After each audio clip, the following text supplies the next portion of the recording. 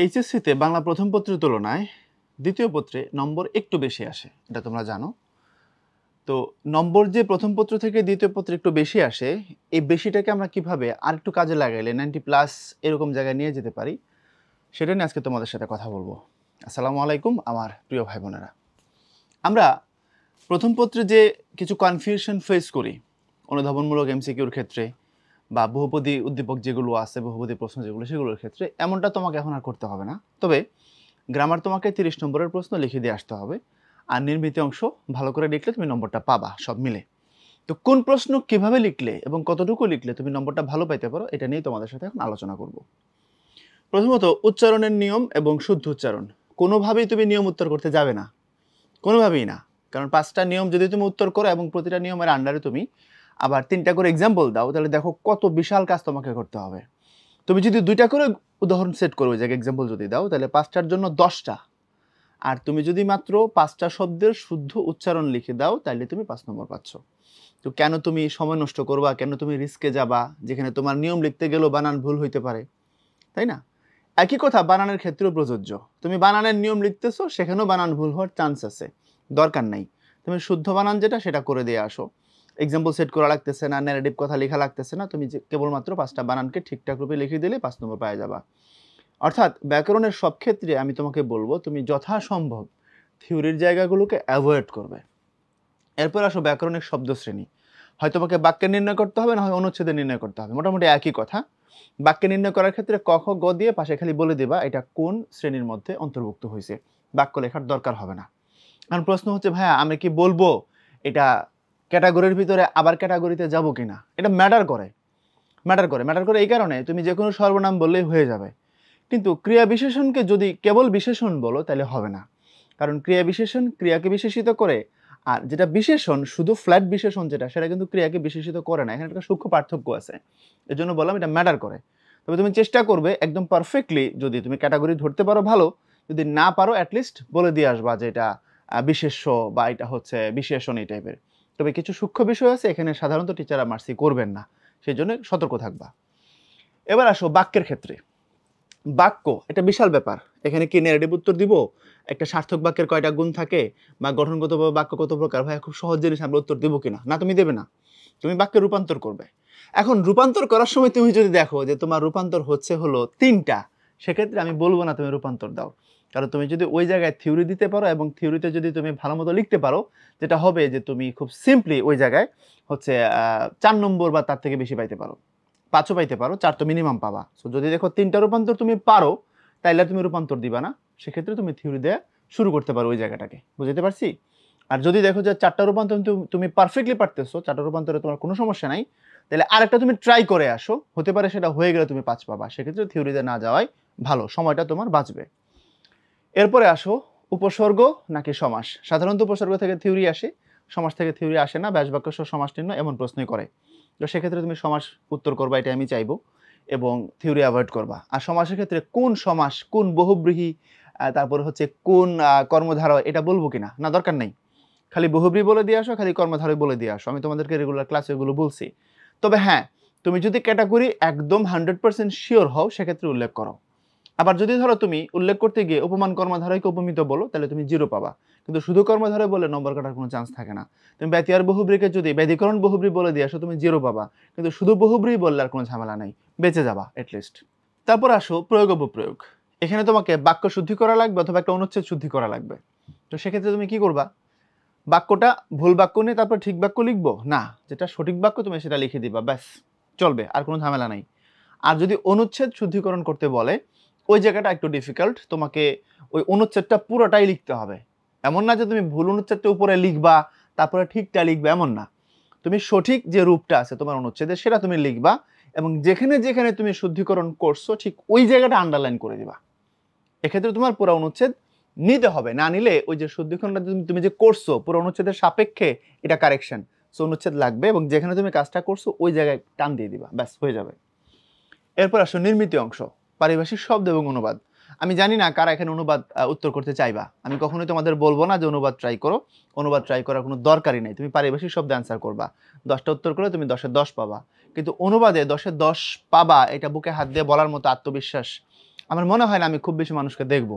So তুমি পারিভাষিক শব্দটা পড়ে ফেলো। আমাদের যে রেগুলার ক্লাসটা ছিল ম্যারাথনে, ওখানে আমরা প্রচুর পিডিএফ এর মধ্যে বিগত বছরের প্রশ্ন ধরে ধরে পারিভাষিক শব্দ, উচ্চারণ, বানান প্রচুর দিয়ে দিছি। যারা দেখছো তো দেখছো, যারা দেখো না তারা দেখে নিবা এবং পিডিএফটা নামাই নিয়ে পড়বা। বাদবাকি জিনিস যেগুলো আছে এগুলো ন্যারেটিভ জায়গাগুলো কিভাবে অ্যান্সার করব, বিশাল প্রশ্ন, কত পেজ লিখবো, উত্তর বেশি লিখলে নম্বর বেশি কিনা, হ্যাঁ নানান টাইপের কথা। ভালো মতো শোনো, বেশি লিখলে বেশি নম্বর একটা ভুল কথা, ভালো লিখলে বেশি নম্বর এটা হচ্ছে ঠিক কথা। তবে হ্যাঁ, 10 নম্বরের সাপেক্ষে তুমি যেহেতু উত্তর করবা, উত্তরের সাইজ এখানে ম্যাটার করে। এখন তুমি যদি মনে করো যে আমি দিনলিপি লিখে দিয়ে আসবো হাফ পেজ, না এটা হইলো না। আবার দিনলিপি লিখে দিয়ে আসবো 6 পেজ, এটাও হইলো না। তাহলে তুমি সময় বেশি নষ্ট করে ফেলবা, বাদ বাকি জায়গাগুলোতে ভালো উত্তর দিতে পারবা না। সেক্ষেত্রে কি করবা, আসো আমরা শুরু করি। প্রথমে যেটা করো তোমরা, প্রতিবেদন বা দিনলিপি, এই জায়গায় আসলে আমাদের কিভাবে লেখা উচিত। আমি সবসময় তোমাদেরকে প্রতিবেদন উত্তর করতে বলি, হ্যাঁ যে দিনলিপি লিখতে পারবা সে লেখো, কোনো অসুবিধা নাই। এগুলো 2 পেজ বা 2.5 পেজ, একদম ম্যাক্সিমাম ক্ষেত্রে 3 পেজ যেতে পারে। 3 পেজের বেশি নেওয়ার কোনো তোমার সুযোগ নেই, কারণ 3 পেজ লিখতে তোমার 5 মিনিট করে 15 মিনিট, ভাবতে সাজাইতে মোটামুটি 20 মিনিট সময় এখানে যাবে। এর বেশি সময় একটা জায়গায় ইনভেস্ট করার কোনো মানে হয় না। এই পর্যন্ত লিখবা। এবং প্রতিবেদনের যতগুলো প্রচলিত ফরম্যাট তোমাদের বইগুলোতে আছে সবগুলো ঠিক আছে, এগুলো নিয়ে কোনো কষ্ট পাওয়ার কিছু নাই। একটু এদিক ওদিক হতে পারে, কোনো সমস্যা নাই। তুমি যেটাকে সবথেকে পারফেক্ট মনে করতেছো, কলেজে যেগুলো লিখছো সেগুলো দিয়ে অ্যান্সার করে আসো। আদারওয়াইজ আমাদের ম্যারাথন ক্লাসে ভাইয়া এটার নমুনা দেখাই দিছি, একটু দেখতে পারো, কোনো অসুবিধা নেই। দিনলিপির ক্ষেত্রে ফরম্যাটটা কি হবে, আমরা ডায়েরি লিখি, উপরে যেরকম করে আমরা ডেটটা লিখি, স্থানটা লিখি, তারপর হচ্ছে তোমার সময়টা লিখি, তারপরে আমরা লেখা শুরু করি ওভাবেই, যেখানে গিয়ে শেষ সেখানে গিয়ে শেষ, ব্যাস, আর কোনো ঝামেলা নেই। বৈদ্যুতিন চিঠির ক্ষেত্রে আমরা কি করব, আবেদনপত্রের ক্ষেত্রে কি করব। বৈদ্যুতিন চিঠি সাধারণত 1 পেজের মধ্যে শেষ করা যায়। আবেদনপত্রের ক্ষেত্রে এটা ম্যাটার করে তুমি কি লিখতেছো। যদি চাকরির জন্য লিখো সেক্ষেত্রে এটা 2 পেজ বা তার থেকে বেশি যেতে পারে। কথা হচ্ছে অনেকে আমরা বলি যে ভাইয়া সব সময় কি আমরা এটা ডান দিক থেকে শুরু করব কিনা বা ডান বাম মিলাবো কিনা, এই জাতীয় একটা প্রশ্ন থাকে। উত্তর হলো তুমি নতুন প্রশ্ন নতুন পেজ থেকে উত্তর শুরু করার চেষ্টা করবে। এটা ডান পেজ না বাম পেজ এটা কোনো ম্যাটার করে না। এই কথাটা আসলো কোথা থেকে তাইলে? দেখো, বড় লিগ্যাল সাইজের কাগজে আমরা যখন অ্যাপ্লিকেশন লিখতাম আগে, ফরমাল অ্যাপ্লিকেশনগুলো কারো বরাবরে, তখন বড় সাইজের কাগজে লিখতে হইতো, যাতে একটা গ্ল্যান্সনে দেখতে পারেন। ওখান থেকে কথাটা আসছে যে বাম দিকে শুরু আর ডান দিকে শেষ যেন টিচার একসাথে দেখতে পারেন। এখন তুমি পরীক্ষার হলে তো ওই ক্যালকুলেশন মিলাইতে পারবে না। তুমি জানো না তোমার আগের উত্তর কোথায় গিয়ে শেষ হচ্ছে, ডান দিকে শেষ হচ্ছে না বাম দিকে শেষ হচ্ছে। সো এটা কোনো ব্যাপারই না, তুমি যে কোনো পেজ থেকে শুরু করতে পারো। চেষ্টা করবা একটা নতুন পেজ থেকে একটা ন্যারেটিভ অ্যান্সার নতুনভাবে শুরু করার, দ্যাটস ইট, আর কিছু না। এরপর আসো ভাব সম্প্রসারণ, সারাংশ, সারমর্ম। দেখো আমরা অনুবাদের কথা বলছি আর হচ্ছে তোমার পারিভাষিকের কথা বলছি 10, এরপরে দিনলিপি, তারপরে হচ্ছে প্রতিবেদন 10, তারপরে বললাম হচ্ছে এখন আমরা আসছি হচ্ছে ভাব সম্প্রসারণে, তারপরে যাবো কাল্পনিক সংলাপে। ভাব সম্প্রসারণ আর সারমর্ম খুব কমন কোয়েশ্চেন। ভাইয়া ভাব সম্প্রসারণ তো লিখলে বেশি লেখা যায়, নম্বর মনে হয় বেশি, টোটালি ভুল কথা।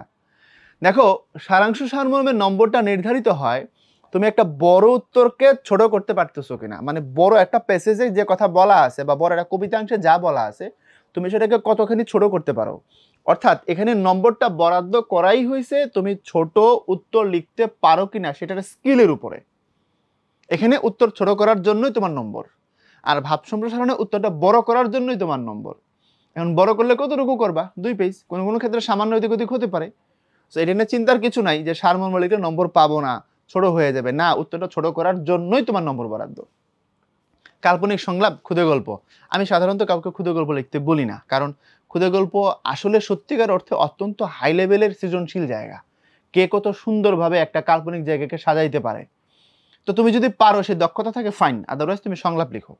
3 পেজ লিখতে হবে সংলাপ, যদি লিখো 2 পেজ বা 3 পেজ, কারণ সংলাপে সাধারণত একটা বাক্য ফুল পেজে যায় না, কখনো কোনো ছোট বাক্য হয়।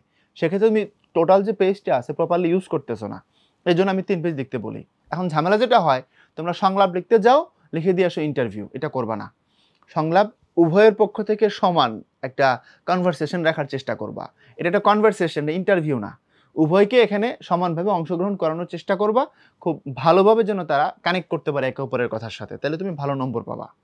এবার আসো প্রবন্ধ রচনার ক্ষেত্রে, ভাইয়া কয়টা পয়েন্ট দিব, 20টা দিব কিনা, 30টা দিব কিনা, তাহলে কত নম্বর পাবো ইত্যাদি। না, সাধারণত প্রবন্ধে পয়েন্টই থাকে না।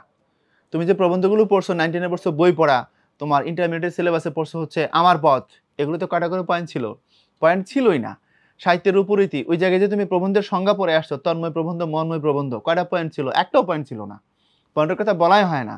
তাহলে আমরা পয়েন্ট কেন লিখি? আমরা পয়েন্ট এই জন্য লিখি, আমরা টিচারকে বোঝাতে চাই যে আমি এই পয়েন্টের আলোকে এই জিনিসটাকে আলোচনা করছি, দ্যাটস ইট, এই জন্য। সো পয়েন্ট কোনো মুখ্য বিষয় না। তুমি যদি পয়েন্ট দিতে চাও দাও, কেউ যদি মনে করেন পয়েন্ট না দিয়ে লিখবো, তারটাও ঠিক আছে, কোনো অসুবিধা নাই। তবে সাধারণত আমি বলি 12 থেকে 15 পেজ তুমি লিখো, উত্তরের সাইজ যদি এমন হয় তাহলে স্ট্যান্ডার্ড। 12 থেকে 15 পেজ লিখলে মোটামুটি ধরতে পারো এখানে 12 থেকে 15টা পয়েন্টই হবে, কিছু কম বা কিছু বেশি। তাহলে নম্বর ডিপেন্ড করে কিসের উপরে? নম্বর ডিপেন্ড করে তুমি কত ভালো মতো অ্যানালাইসিস করতে পারছো সেটার উপরে, তোমার উপস্থাপন কত সুন্দর হয়েছে সেটার উপরে। এখন তোমরা অধ্যবসায় যখন লিখো, দেশপ্রেম যখন লিখো, একদম গদ বাঁধা কথা, শুরু থেকে শেষ পর্যন্ত প্রতিটা পয়েন্ট দিচ্ছ, আর গুরুত্বপূর্ণ, অপরিসীম, অনস্বীকার্য, অনস্বীকার্য, অপরিসীম, গুরুত্বপূর্ণ, এসব দিয়ে তোমার খাতা শেষ। ভালো লেখা আসে না, এসব বাদ দাও। চেষ্টা করবা স্ট্রাকচারাল ওয়েতে এমন জিনিস নেওয়া যেগুলো চ্যালেঞ্জ, সমস্যা, সম্ভাবনা, সমাধান, এই জাতীয় জিনিস যেন উত্তর করতে পারো। একটা বিজ্ঞান থেকে আসে, একটা বিবিধ বিষয়ক আসে, দেখবে একটা ইভেন্ট ধরে আসে, একটা আসে হচ্ছে তোমার নৈতিকতা বিষয়ক, এই টাইপের কিছু কিছু ক্যাটাগরি আছে, দেখবে একটা আসে সমস্যা, সম্ভাবনা, এই টাইপের। তো এইগুলো ধরবা। জলবায়ু পরিবর্তন, মাদকাসক্তি, বাংলাদেশের প্রাকৃতিক দুর্যোগ, এই জাতীয় জিনিস যেগুলো আছে এগুলো ধরবা, এবং তোমার বক্তব্যকে আরও বেশি ক্লিয়ারিফাই করার জন্য গ্রাফ, চার্ট, ম্যাপ, তারপরে পাই চার্ট, টেবিল, এগুলো ব্যবহার করবা, কোনো অসুবিধা নেই। প্রবন্ধ একটা যুক্তিপূর্ণ আলোচনার জায়গা, একটা বস্তুনিষ্ঠ আলোচনার জায়গা।